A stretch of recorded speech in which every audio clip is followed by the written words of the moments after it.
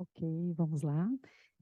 Só iniciando aí a All apresentação. right, so to start our presentation, Bem-vindo. welcome, Patrick Aldinger. Thank you for accepting our invitation to participate at this forum. This is such an important moment for us.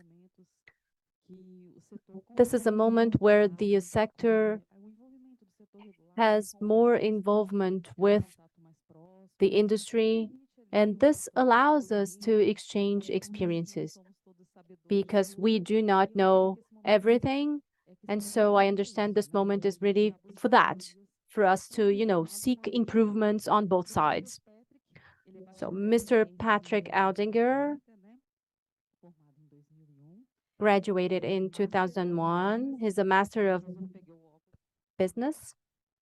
I'm sorry, I do not have my glasses on. One sec. Master of Business Administration in 2006. He's with Smith Nephew for 20 years. He started as a research engineer and is currently Senior Manager of Tests, Research and Development. Patrick Aldinger, the floor is yours. I'm not going to make any, as difficult questions. Thank you. And thanks to the organizers of this event for inviting me. And thank you for just being patient with me. I had some travel issues, so I didn't get here till today. So, and again, thank you for sticking around for this I think this is the last talk of the day. And to talk about porous coatings, specifically what we do as an industry, as an international orthopedic company to evaluate porous coatings used in various different implants for reconstructive devices. She covered my background. So yeah, I've been in the industry in R&D for over 20 years, in R&D doing testing of various different types. Over those 20 years, I gained a lot of experience with finite element analysis, corrosion testing, mechanical testing in general, and retrieval analysis. And currently I work in our product support group, which is mainly like a sustaining engineering type role, managing legacy devices. So both for hip development and for testing. So what I'd like to cover today is the history of porous coatings, some of the industry requirements that we look at as industry to evaluate coatings. A lot of the test methods, you'll see a lot of ASTM standards, ISO standards. I'll go through most of them.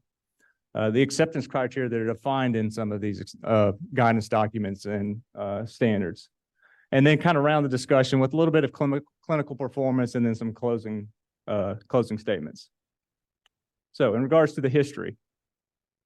So coatings were developed with the intent of improving implant fixation. I realized when I was giving this talk and I heard Professor Helmut get up here, he was talking about other coatings. I'm particularly talking about porous coatings used for implant fixation. I'm not talking about surface coatings, so just to be clear. They were first developed in the early 1900s for use in dental applications. Specifically for artificial tooth roots. And in fact, in the early 1900s, the original devices were patented. There's a metallic-like cage for that same application in the tooth root. And then for the next several decades to the 40s, there was a lot of tests that went on to evaluate different type of coating technologies and applications. And in the 50s, Brainmark demonstrated good osseointegration with a tooth-like implant. In addition to this, in the 1960s, they started to understand that there was a lot of deficiencies with cemented type devices. And so because of that, porous coatings started to get even more interest for use in orthopedics. In the mid-60s, it was first used in dental practice, and then in the late 60s, the first porous metal implant. And then again, as you're getting into 1970, there's a clinical trial with a stainless steel hip stem that used a flame sprayed coating. It did not do very well. It had issues with corrosion. But it was a kind of a first attempt at a clinical trial with a porous coating. In the 60s and 70s, Loic and Galante developed a titanium alloy mesh. And then as the 70s roll on, even more animal studies and more studies on different type of coating technologies are existing. And so then you roll into the 1980s, and that's kind of a big push for porous coatings being used in hips, knees, ankles. And then fast forward to even later up to now where we're looking at 3D printed structures. Some of the first ones introduced by Lima and Adler. An image of a couple of different types: a porous coated centered bead stem at the top corner, an ankle device at the bottom, and then a tibial base plate, as well as a 3D printed acetabular shell.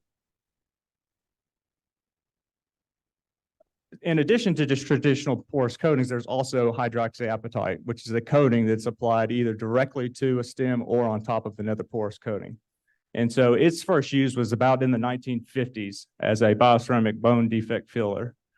And then in the 1980s, as centered bead technologies and plasma spray become more widely used, HA is now being used placed on top of it to promote good bone ingrowth. And so you have this term now of cementless or press fit implant technology as compared to cemented implants. So I'm sure there's other coatings that are out there, but I'm going to cover the most well-known ones. And so typically it's going to be two materials: cobalt chrome and titanium, or a titanium alloy. You have cobalt chrome and commercially pure titanium and titanium alloy centered beads. And then you have commercially pure asymmetric powder, and then you also have a fiber metal. So the typical process for applying porous coatings, at least with centered beads or with beads, is sintering. And this is a high temperature process for the material or for the entire implant, including the pore structure.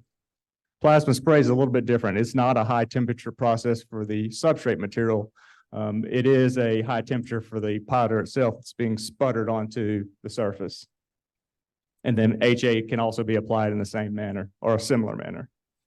And then also 3D printing, additive manufacturing using electron beam or laser fusion. So an image of a couple of different types of systems there: a hip stem with centered beads in the top left, a fiber metal mesh on the top right. We have just plasma spray titanium on a Ti-64 stem in the lower left, and then an HA coated over a roughened titanium stem. So right now, the current applications for porous coatings is hips, knees, shoulders, and ankles. So just a nice little cross view of what one looks like. So the bottom is going to be your substrate material. As you introduce this into a high temperature environment, the beads melt into the substrate. Now, these beads are generally applied to the stem with some sort of binder, like a glue, that just holds the beads in place until they cook it in the oven, and it fuses to the substrate, fuses to each other. This is also an example of an HA-coated centered bead structure. Asymmetric powder, which was introduced a little bit later from porous beads, is using titanium powder, using a very similar technology of sintering it, putting it into an oven, letting the substrate fuse with the powder, and then the powder fuses to itself. This is a cross-section I pulled out of a book of various different porous coatings. We already kind of covered cobalt and titanium beads, spherical beads up at the top, asymmetric powder. This is also a powder that's also, the powder itself was also porous, and then a tantalum foam. Here's an example of a 3D printed porous structure. So in this particular case, the substrate was printed as a solid structure, and then the porous coating itself was built upon that. And with 3D printing, you can adapt any kind of structure you want to apply. You can be heavily reticulated. It could be just struts. That's the beauty of 3D printing, is you can adapt it to whatever shape and size you want. Most likely people are trying to base it off a cancellous bone structure or trabecular bone structure. So some of the early challenges with press fit technologies, at least very early on, was there had to be precise implant matching to the canal. So with cement, you could create a canal and put the stem in there, and the cement, you'd have a cement mantle that was a couple millimeters thick, and it didn't have to be completely nicely conforming. With press fit, it had to be a much better contact with the bone, so you had to have really good broaches. With early press fit designs, there was notes of early stage pain. There were challenges with tibial components specifically. Stress shielding due to modulus mismatch that Professor talked about, trying to optimize that moduli with the bone, and using cobalt chrome stems with cobalt chrome beads for long cylindrical stems those had issues with stress shielding. Metal ion release. So early technology with porous coating, some of these, they could flake off, that could get introduced into the joint, and that could be problematic for wear. And then just in general, the loading mechanisms across hips, knees, ankles, and shoulders is different. So trying to take what was learned for hips and knees and just shoving it into hips or into shoulders and ankles may not be the best thing all the time if it wasn't totally understood. So there were just differences at the time. So to look at usage, so I pulled this from the Australian registry. This is the most recent one. So over the past couple of decades, cemented use for hip stems has kind of decreased, whereas cementless stems have increased slightly over the past several years for sure. And then hybrid is kind of in the middle, where hybrid is you have one component that's cemented and the other one is not. For knees, it's a little bit different story. So you have a high usage and continuing to be high usage, although it is declining now for cemented knees, with cementless also starting to increase, and then the hybrid version also starting to increase in the last couple of years. Could be due to 3D printing. A lot of device manufacturers are coming out with 3D printing on knee components, and they're performing much better. So that could be a reason why we're seeing an uptick now. For shoulders, so this is an interesting graph because with shoulders, it's a little bit different. I talked about the loading mechanisms are a little bit different. The primary use for right now for shoulders is with the glenoid being cemented, and the other parts can be cementless. And you see a decline in cementless only over the last couple of years, and then a slight decline on cemented only use. And partly this was captured in the Australian registry. They mentioned that to get lower rates of revision using cross-linked polyethylene and cementing the glenoid had better results. But in the ankle, it's a little bit not as understood. There's not as many ankle implants going in. There is a difference in the way that the FDA views ankles versus internationally. So that could be part of the problem, but we just don't have enough data. So industry requirements, what do we look at as a device manufacturer to guide us through how we evaluate coatings? What we have are mainly FDA guidance and ISO standards.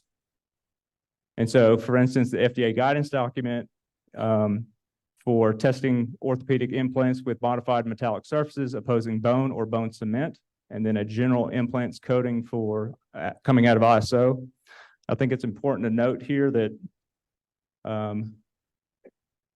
this guidance document came out in 1994. As I mentioned, orthopedics, the use of porous coatings in orthopedics kind of really started to become prominent in the 80s.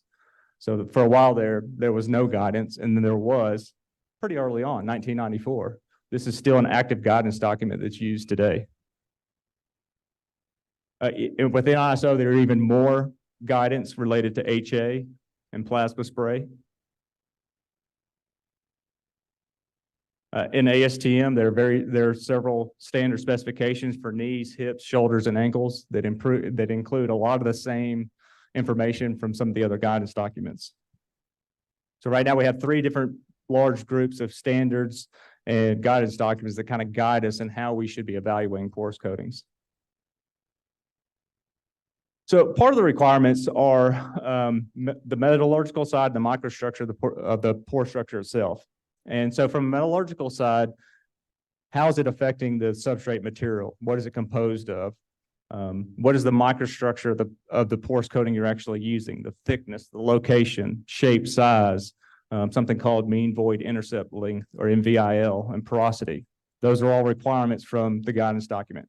And I'm not going to talk about those. I'm going to be talking about the other performance tests that we do. So just be aware that these are other requirements within those guidance documents and international standards. So in terms of testing, what do we test when we look at porous coatings? It's pretty much the same story for both the guidance document and ISO. There's essentially 4 main tests. There's shear fatigue, static shear, static tensile, and abrasion. And as I mentioned earlier, the FDA guidance document came out in 1994. Shear fatigue wasn't listed with the ASTM test standard that exists for shear fatigue, and that could be due to it when it was developed, when that ASTM standard was developed. Same thing with abrasion. But nevertheless, it's the same four types of tests that are being done. And one of the other things that the guidance document mentions is, the FDA guidance document mentions, is the mechanical properties of the substrate, because we can look at the porous coating by doing some tests that I'll show in a minute, but how does it affect the substrate? I mentioned previously that there's characterization that needs to be done about the substrate, but that's not, this is different. This is how does the strength change for the substrate material?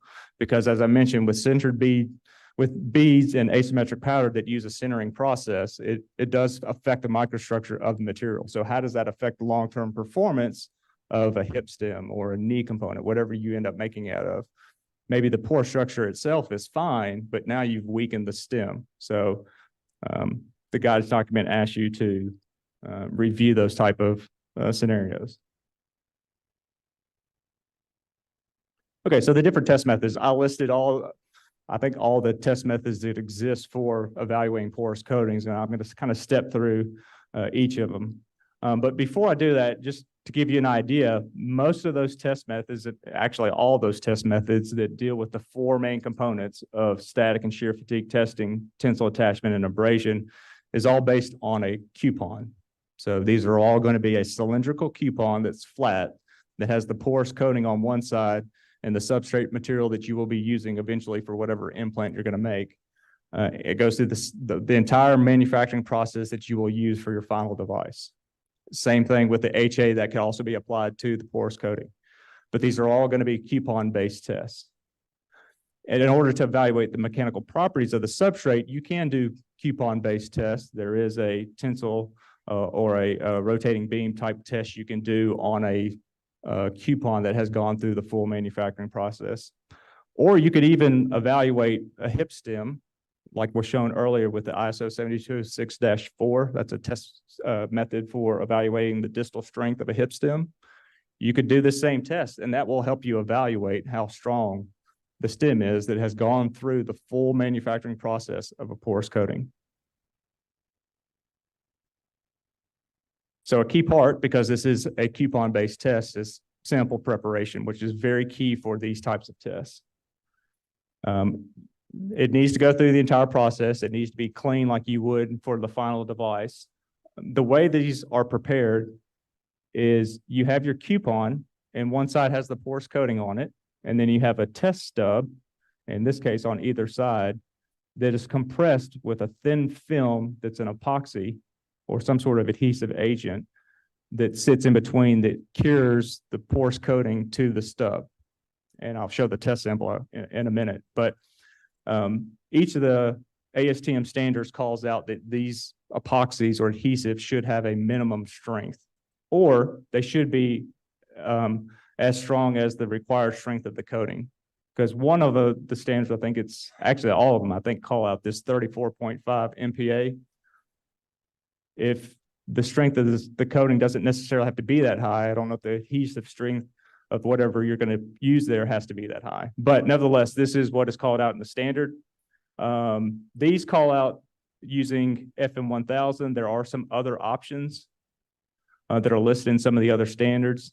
But essentially, you need some way to cure or adhere your porous coating to a sample so that you can try to break apart the porous coating, because that's the whole point of these tests, is to see how strong the coating itself or the coating interface to the substrate is.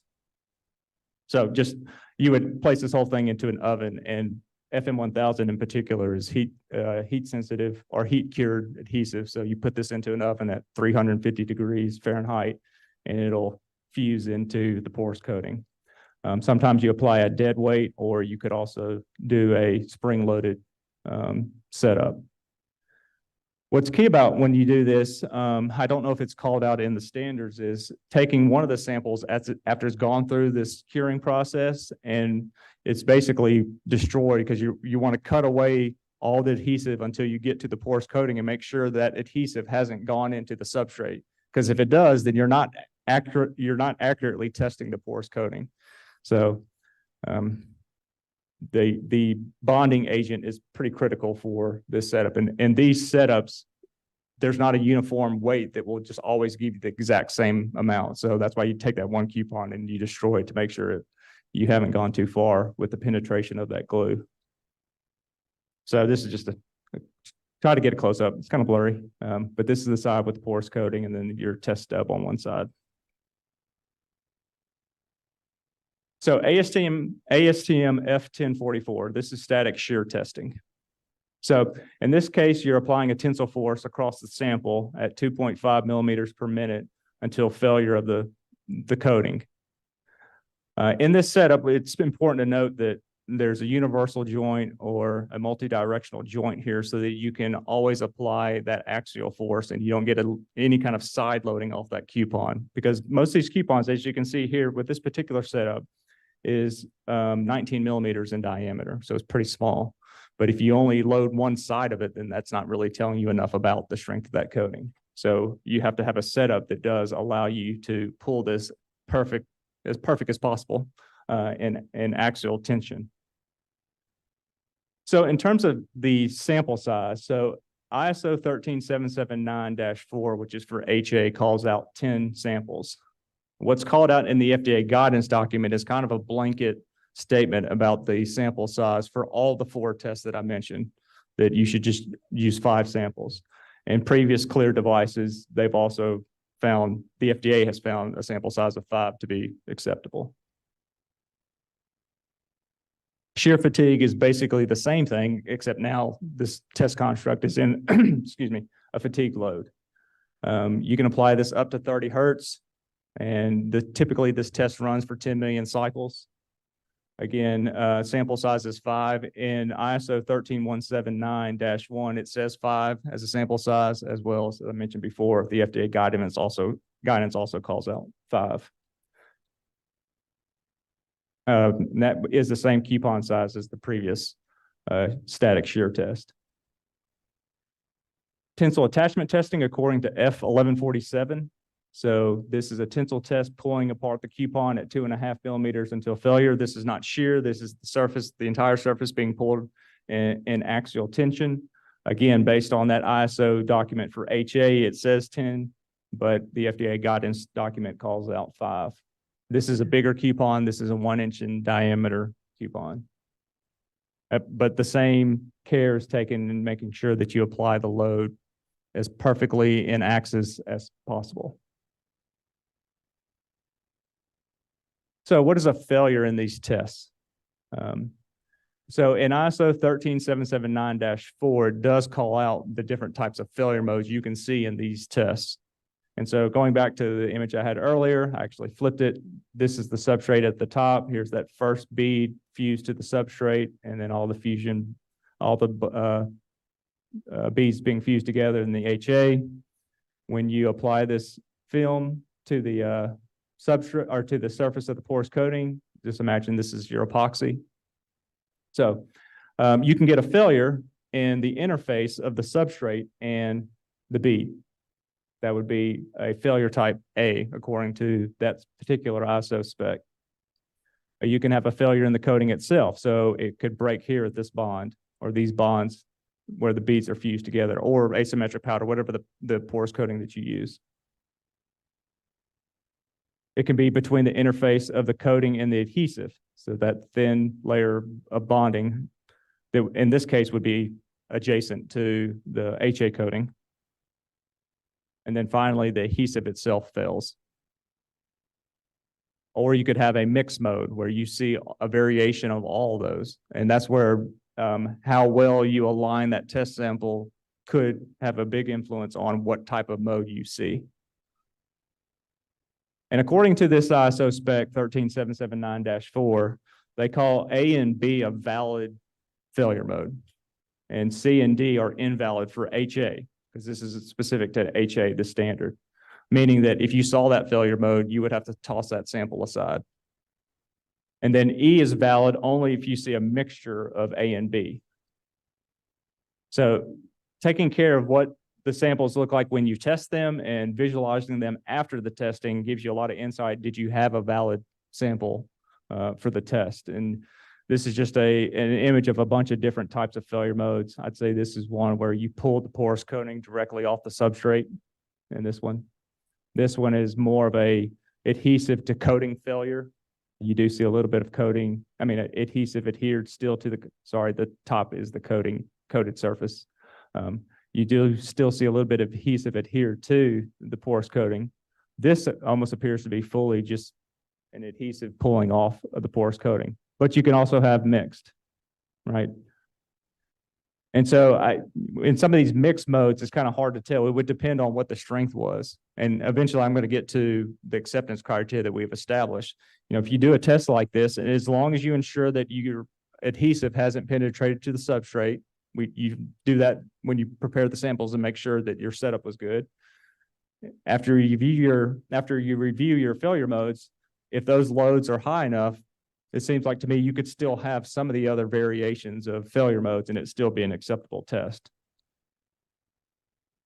So those are all the test setups for those first three that deal with static shear, fatigue, and tensile attachment. There's another one that was a requirement in the ISO guidance or in the ISO document and is kind of spelled out a little bit in the FDA guidance document. It's called Tabor abrasion. There's a machine called a Tabor abraser, and you put this big cylindrical shaped coupon in there, and it's almost like an old school record player. It just kind of spins around, and there's two little wheels that rub against it and break off the coating. So according to that standard itself, F1978, you test 6 samples. And what you would do is you would weigh this coupon before you do the test, and you can weigh it after, or there's a way you can just vacuum up the porous beads that are being sheared off as you're running it through this test. So I mentioned, you know, the FDA guidance document mentions that you should evaluate the substrate material that has gone through the full manufacturing process that the sintering would go through. And typically you'd want to do that with the beads on there, because in the case of fatigue testing of hip stems, you want the beaded surface on there because that could create stress concentration areas for the stem. But again, you can do this based on a coupon level type test. Still, it's a sample that has gone through the full manufacturing process. You can do hip stem testing where you could cause it to fail in the porous coating, and it could tell you the strength of the substrate material and the coating. You could also use something like this, which is ASTM F1800, which is the unsupported tibial base plate fatigue test. Now, this test is not putting the porous coating in any kind of stressed environment, but you're still testing the device that has gone through the manufacturing process. So it does give you insight as to what the porous coating might have done in terms of strength to the base plate. So in regards to worst case, so really the only guidance that we have is in ISO 13779-4. And what it mentions is essentially that the thicker the coating, the more worst case it's going to be. And even so much so that you can make it thicker than what your specification really calls out, if you can ensure that that doesn't somehow, you know, give you the wrong answer. But it's basically saying the thicker, the better. And you think about when you do this test, you're having to cure this stuff together with an adhesive film. It's nice to have a little bit of room there. So, but it depends on what your specification is for how thick of a coating do you want to use. People use multiple layers of beads, like 3 layers or maybe 2 layers. Asymmetric powder, it gets a little harder to say what the layers are. It's more of a thickness. Same thing with some of the other technologies that are out there. It's more of a thickness. So typically for a worst case setup, you're wanting to use the thicker or thickest coating, and sometimes even beyond that. So the acceptance criteria. So what do we rely on as in terms of acceptance? So in the FDA guidance document, as well as some of those ASTM standard specifications that I mentioned earlier, they do call out what is a load that is deemed acceptable. So for the FDA guidance document in regards to static shear, it's greater than 20 MPa. This is spelled out on page 4 of the FDA guidance document. Both the knee and the hip standard specifications state the same thing. ISO also calls it out in 13179-1, and then the ankle standard spec also calls it out. For shear fatigue, there's not really a load that's or a force that's been deemed acceptable. It's the only real acceptance criteria is that it is tested to 10 million cycles. So in this regard, you could test a comparison device, a predicate device, and use that as your minimum strength and compare your new coating to it. Tensile attachment, kind of that same thing of 20 MPa in the guidance document in both the knee and the hip. This is standard specifications from ASTM. ISO is a little bit different. It calls out greater than 22 MPa in that particular standard in that section. For abrasion testing, the FDA guidance document doesn't call out anything, but the ISO spec 13179-1 does call out that the loss of material that you see in that test should be less than 65 milligrams after 100 cycles. Specific to the HA coating, the static shear strength should be greater than 15 MPa with no samples falling below 10 MPa. That's called out in that particular spec in that section. The ankle states the same thing. For shear fatigue testing, it's again greater than 10 million or greater than 10 MPa for 10 million cycles. So in this case, for shear and HA coating, it does call out a requirement for strength. But this isn't an annex, so it's considered to be optional. Just make note of that. For tensile attachment, it doesn't specify, and abrasion, it doesn't specify. So again, in that regard, you could compare back to a previous technology, or you could fall back to possibly one of the other tensile attachment strength values if you want to. Okay, clinical performance. So the way in which we tested these devices over probably the last 30, 40 years, well, at least since the FDA guidance document that came out in 1994, was to do this coupon-based approach to evaluate what the values are, to evaluate the strength of the coatings and meet those specifications that are called out in that guidance document. And from that, we have determined what is acceptable. So these stems that have been out in the market for decades that have those technologies on them have performed well clinically, which I'll get to in a minute. But kind of the approach that was taken was these coatings were evaluated first as spherical beads were kind of the first ones to come out. Then it became titanium powder or asymmetric powder, and then now we're getting into 3D printing. So that was the way in which all these technologies were first kind of are being developed now and were developed over the last several decades. And it seems to be an approach that has worked well because press fit technologies are working really well. And most of the device manufacturers adhere to that guidance document. But the FDA guidance document does require that if there is any clinical data, they need to see it. So if you have data on your coating, you need to submit it. So if you're coming out with, let's say, a new hip stem design, but you're using asymmetric powder, they want to see that clinical data. It's for a new application, it's a new hip stem, but they would still want to see that clinical data.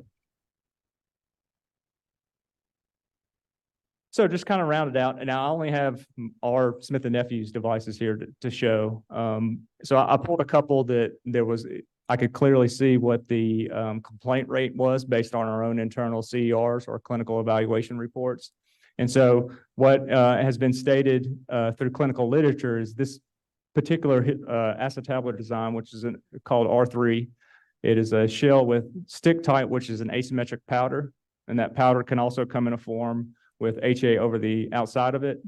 So its survival rate is 97 to 100% from 3 to 7 years, with any reason being noted as the endpoint. So that could include anything that ever happened, not necessarily something that was a result of the porous coating not working.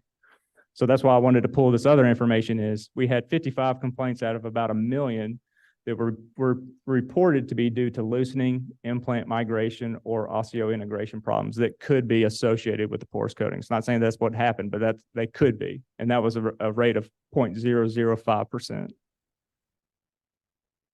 A polar stem, which is a plasma titanium HA stem. So plasma spray titanium over the surface of the titanium alloy and then HA over the top of that. So its survival rate is 99.7% at 3 years and 99.6% at 5 years, and even at that same rate at 6 years. And again, looking at the complaint side of it, 12 complaints out of roughly 376,000 due to loosening, implant migration, or pain, which is a retrieval rate of 0.003%. And then another one, this is Anthology, which uses the same asymmetric powder coating that the R3 shell has, so just showing it in a different implant application. Its survivorship is 96 to 100% at 4 to 10 years, but when you're looking at just the stem itself, it's 98.5 to 100% during that same time frame of 4 to 10 years. So really isolating the stem itself, which was a asymmetric powder-coated stem. So in this case, there's 31 complaints out of roughly 260,000 due to osseointegration problems, loosening, implant migration, or pain, and that's a retrieval rate of 0.012%. So just to kind of summarize a little bit, the way that we have evaluated coatings over the last 30 or 40 years has been using this coupon-based approach of looking at tensile attachment, static and shear fatigue, and abrasion testing. Utilizing these FDA guidance documents, ISO standards, and the ASTM guidance, the standard specifications, as well as their test methods, has resulted in us producing successful porous coatings as an industry, not just a Smith & Nephew, as an industry. So just to kind of end on what is the future of coatings, Professor Link mentioned a little bit about 3D printing and just how it is really paving a new road for porous coatings. You can do so much new things with it. As I mentioned on the knee side of it, now you can produce coatings on knees that perform better than the original historical ones that came out that didn't perform very well. They had really large beads, and implant design could have been a factor too, but now with 3D printing, you can do a lot more. And so what's the next step for those technologies? Can you coat them? I think it was mentioned earlier about biofilm. How do we make devices that resist biofilm formation or aid in infection prevention? With coatings, as technologies continue to improve, is this something that can be done with the 3D printer, or at least on top of coatings like that, or make them as vehicles to deliver that kind of stuff? These are all just way out there, things that could happen. They're not there yet, but okay, that's all I had. Thanks a lot.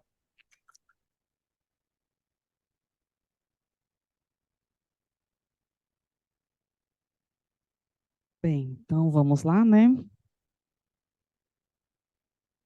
Eu vou falar em português. All right, we will speak in Portuguese. Do you hear me? E vou colocar o meu fone também para eu te entender direito. I'm also going to wear my headphones so that I can better understand you. Então, vamos lá. All right. Senhor Patrick, primeiro apresentação. So Patrick Aldinger, thank you so much for your presentation. I think it was a very interesting approach, from the context and all the coatings of devices. So it's important for us to have this idea. Most of the presentations do not have that approach, and sometimes we do not really understand how it all came to be. We think that it's recent, but sometimes it, started way back then, and we've had a long road to get to the answers that we already have now as solutions. So considering your presentation and focusing, on the tests that are conducted to evaluate the coatings, the first question that I would have is, when you're evaluating the coating, we do not consider the device itself. So the technical standards require you to get the product and evaluate the performance on the product. So when we're assessing the coatings, that's not the same thing. In general, you get a coupon, and then you conduct all those requirement verifications. So in your opinion, is that enough? Considering that many products, like for example, the acetabular shells, you have those concave areas. So you understand that what is conducted on the coupons is representative for the final product. Yeah, it does seem kind of not as representative, right, of the final device. You having a coupon that's nice and flat, you bring up the acetabular shield that's nice and conforming. There's hip stems that have a lot of features on them that, how do you know this is going to work well? Now, there's a couple issues, right, with trying to evaluate the final design. So I didn't get into animal studies, which is not really my background, but certainly those went on in the historical development of porous coatings to a degree, but those were animal models. They're still not orthopedic implants. And so to a degree that you're limited by what you can do to look at the final performance. But what we do is analog testing, right? That a lot of times we do analog testing just to show that, let's say you wanted to look at the strength of adherence, you could make a animal, a pin that's coated and you can push it out. It tells you whether or not it developed enough sufficient strength. So we're using this coupon level test to give us enough information that the coatings that we're developing are made well enough to perform, when what's been benchmarked are all those historical stems from 30 years ago. They were evaluated using these coupon based tests, and we know that the stem performs well. We know with the value of the coupon, what in terms of value, I mean the parameter that it produces. So this coupon based approach seems to be an accurate way to evaluate these coatings. Certainly with 3D printing, right? This is a new area. It was mentioned earlier that how do we know that this is going to work for those? There was a whole characteristic side of it that I said I wasn't going to cover because I don't know as much about it, but characterization of the pore structure itself, pore size, the spacing in between the pores, all that is critical.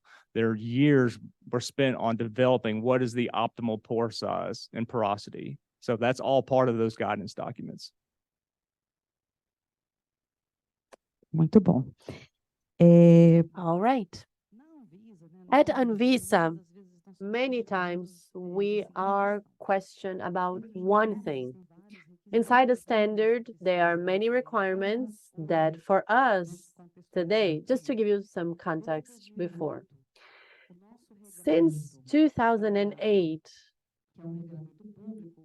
our public rules in order to regularize an orthopedic implant requires for manufacturers to comply with the standards applicable to that device. And then in different events that we go to, people often question, if I do a fatigue test, for example, I wouldn't need to do the other ones because if I pass that one, I would be okay.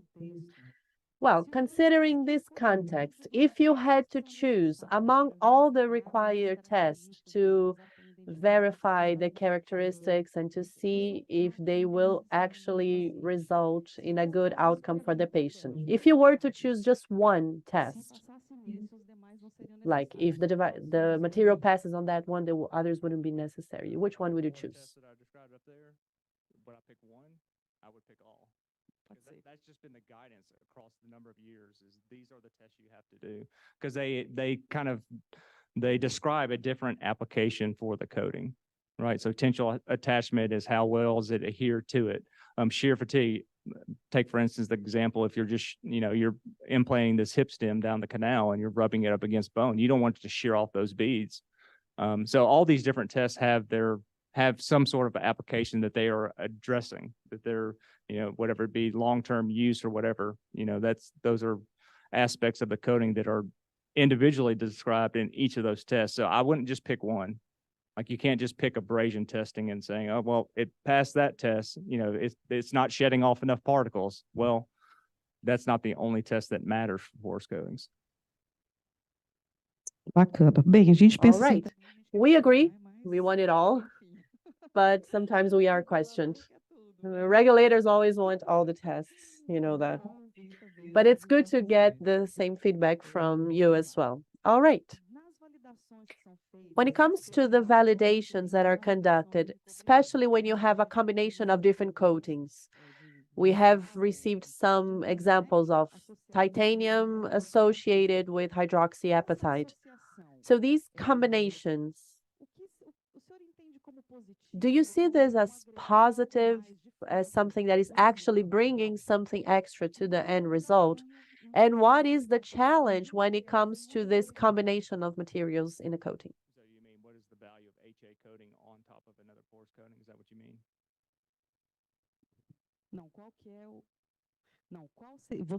No, because you do an association of different coatings on the same device. Both coatings are applied on the same device.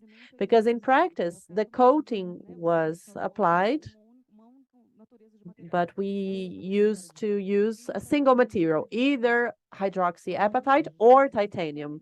Today, we have devices that combine both of them.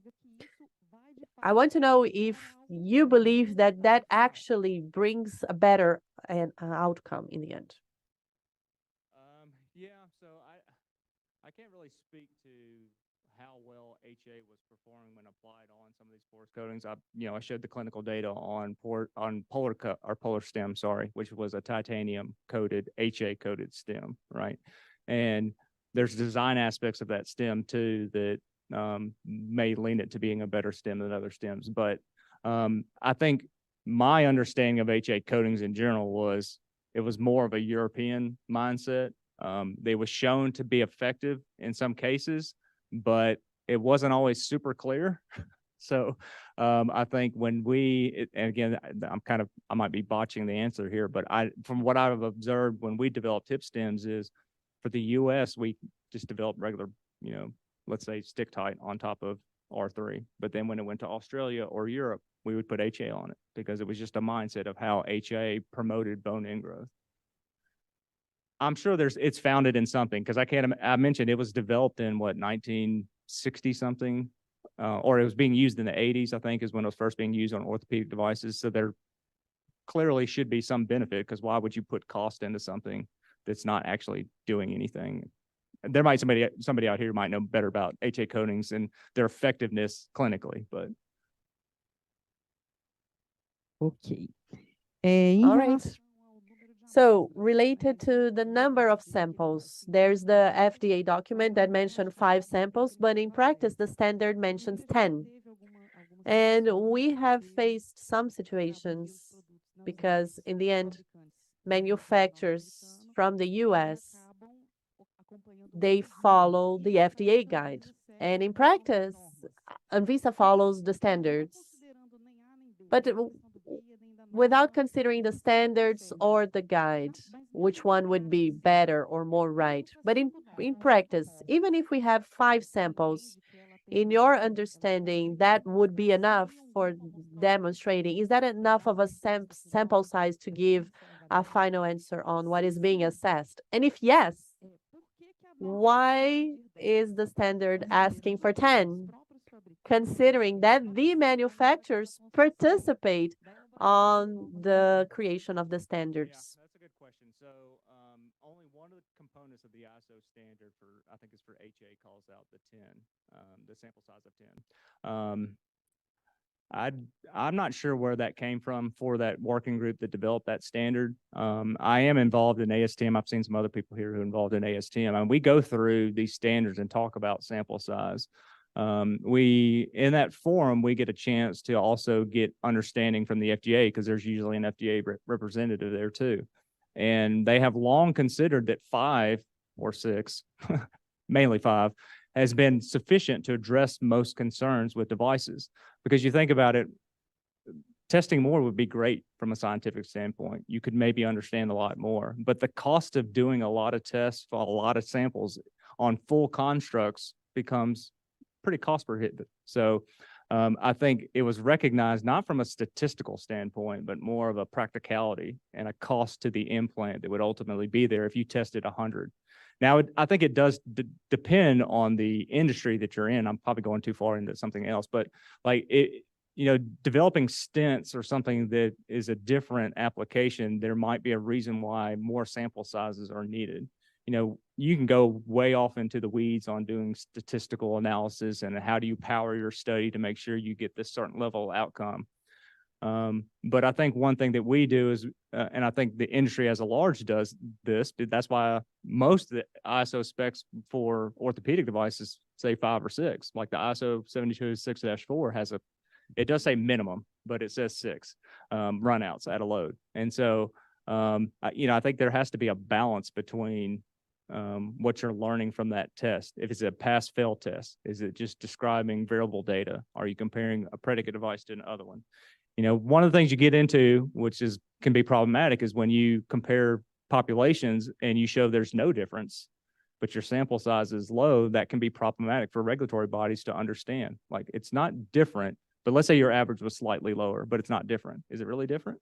Well, you didn't do enough samples to prove that it was really different. So I think my general answer is 6 samples is sufficient to evaluate most of the risks that we are evaluating. I was trying to think through some of the scenarios that I've observed, at least internally, where we tested 6 and the implant ended up not performing well based on that particular implant mode or failure mode, that test it wasn't because of the lack of sample size. So I think, again, balancing how much is the cost of some of these studies. Think about WARE studies. These are long-term tests with a lot of samples. If you want to push that up to 10 or 14 samples, you might get more information. Are you gaining enough sufficient information to change the risk level of this device? And I don't think it's there. So back to your point, I don't know why ISO came up with the 10. I'm not sure why I don't sit on ISO. I think Darlin does.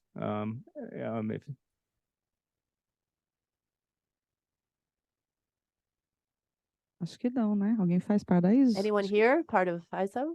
Oh, yes, Professor. Oh, Darlin as well. Would you like to comment?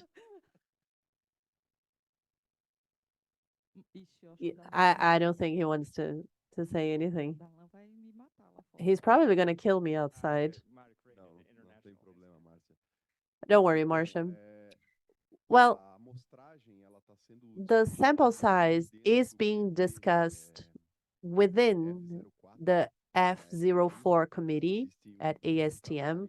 There is an ongoing work covering, actually, to determine the sample size. And this is a topic that has been discussed for many years, actually, because the number of 5 for many cases is, or it sort of magically appeared in some situations. And we do have some cases for which we have evidence showing that 5 would not be enough. Some years ago, there was work to increase the sample size for vertebral spacers, but then it's a discussion that has been taking place. But I think that in the end, the way to go is determining the sample size that is representative for the result that you are assessing. I think this is the way that will be chosen at ASTM. It might take a little longer for ISO, but the idea behind increasing the sample size is to reduce variability and improve results and perhaps eliminate biases. Because we know with a larger sample size, you can have, or you can become closer to the average and avoid that small variations might put you further away from the average result. Just to comment on that, because Darlin and I participate on the discussion on the sample size at ASTM, and the discussion has evolved in a certain way, because it depends a lot on the acceptance criteria. So if you have conducted 5 coupons in a sample, and this is way above your acceptance criterion, the tendency is for you to reach the conclusion that your sample size is enough because your average is far from the criterion. But if you run 5 samples and you're close to the criterion, perhaps you need to run more samples so you have enough power to say that these results are above the criterion. So this is sort of how the discussion is being shaped, especially for shoulder replacement. They are already including that inside the standard, but it's this is the concern that Patrick has raised, that it is quite costly to conduct these tests. The products are very expensive, and historically 5 samples have given us good enough results. So this is an ongoing discussion, and actually tomorrow I will discuss the development of new standards, and we're going to comment on that. these test methods and this guidance document that has been utilized for years, whether or not 5 was arrived through just magically, or somebody actually had a good reason for doing 5, it appears to be sufficient to describe porous coatings as they exist today.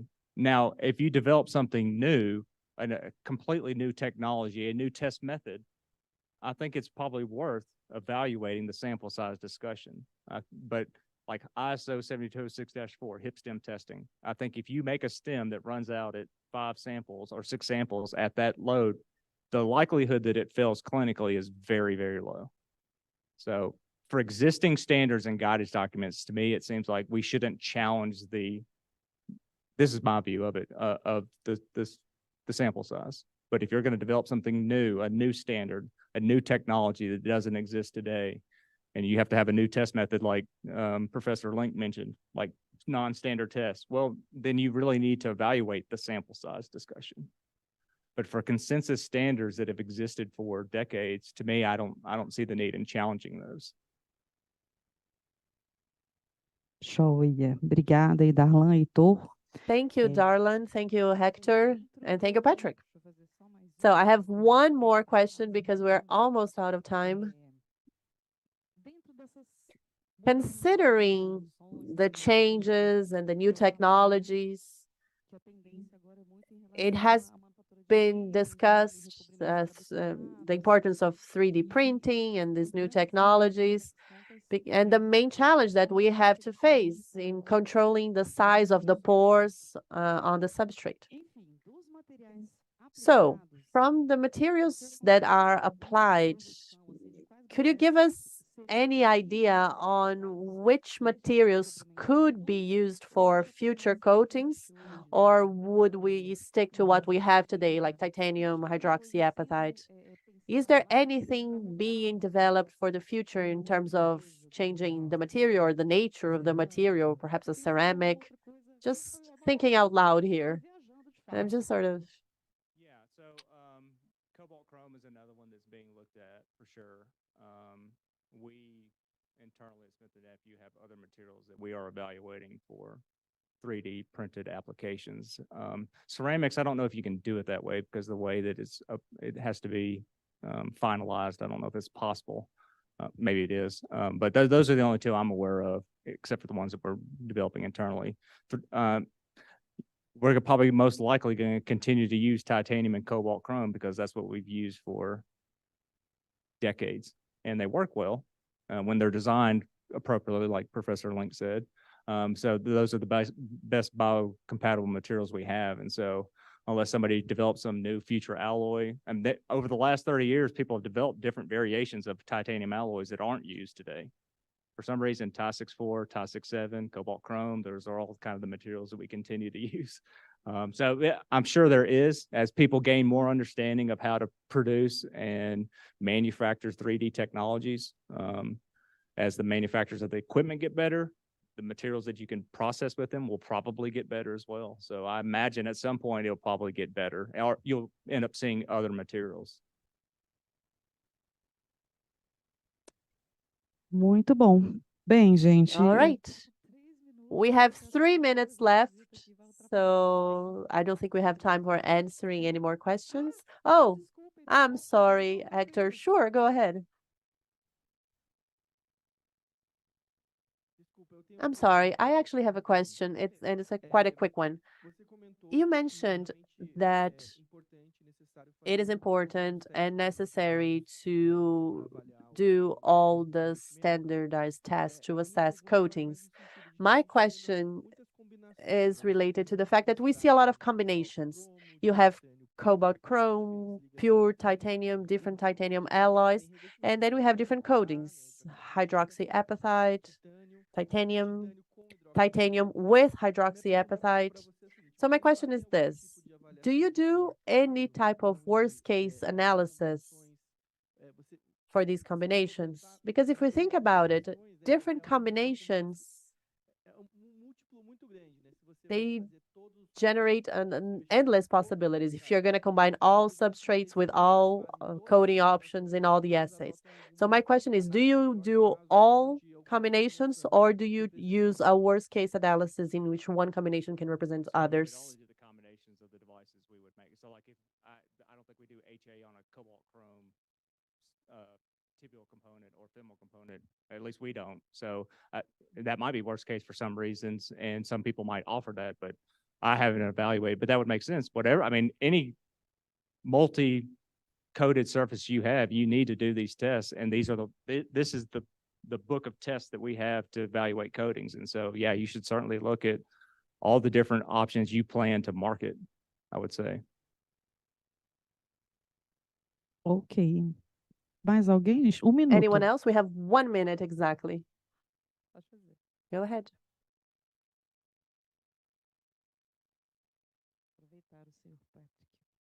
Making the most of your time, Patrick. Good afternoon. With the development of nanotechnology, we started to see some coatings with a nanometric thickness.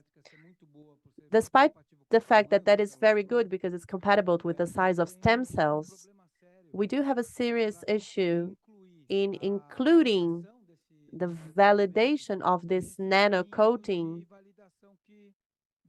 if you follow the validation pathway that you presented.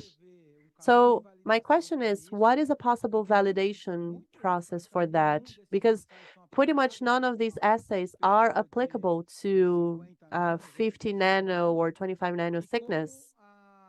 And how can regulators, FDA and ANVISA, how are they going to perceive this new validation? That's a good point and a good question.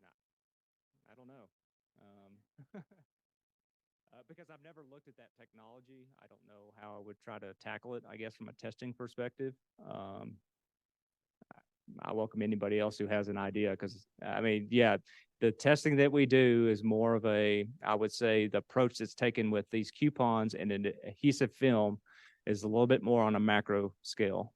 That adhesive is not telling you anything about the tiny little pores that could exist. It would be interesting that, you know, some of these asymmetric powders that were also very porous, what they did to show that it worked fine. It could be they did the normal gambit of tests, it passed those, FDA said fine, and whether or not they work well or not, if that nanostructure is actually doing anything, I don't know how you would. That's a very good question. You'd have tiny little coupons. I don't really have a good, very, very nano-sized coupons with nano equipment to test it. I don't. It's a good question. I have. Eu? Poxa, aí você me matou. Myself? No, come on. No. There's no way out of here, I think. No, it's actually because we don't have more time. We are out of time. And once we run out of time, we have to leave. No? So, like the Oscars, when they start playing the song, you have to leave the stage. So, Darlan, I'm not going to go anymore, okay? But anyway, all jokes aside, there are some things that we don't know about. I mean, we have innovation, new types of coatings, new types of products, new designs, and it is a challenge for everyone, even for us from the regulatory arena. We talk to other regulatory authorities and we all face the same issues. There are some things that do require an answer, but we struggle with finding them. And based on what we learn, we try to find a way to solve them together on how to approach those issues. But many times, even one of the questions that we got that we didn't have time to ask, but one of the questions mentioned the fact that we could use comparable from a different manufacturer to assess a certain requirement when you don't have a reference. In some cases, you can do that depending on the level of information that you have, but in other cases, that is not a possibility. And in practice, this is what we have to deal with. Every new technology poses a challenge to everyone. All right. So I think that was it. Thank you very much, Patrick. I know it was difficult for you to get here. You almost didn't make it, but in the end, it all worked out, and we are glad it did.